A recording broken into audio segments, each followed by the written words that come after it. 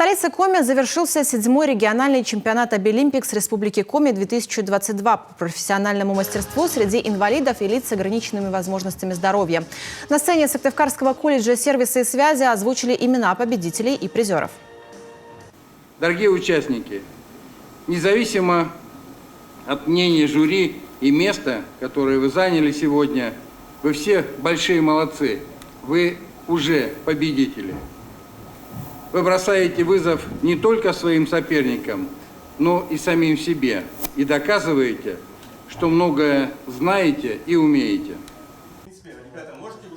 Более 160 участников в 3 категориях соревновались по 25 компетенциям, все из которых отвечают требованиям современного рынка труда. Конкурсные задания разработаны с учетом профессий, по которым участники смогут трудоустроиться после успешного освоения компетенций.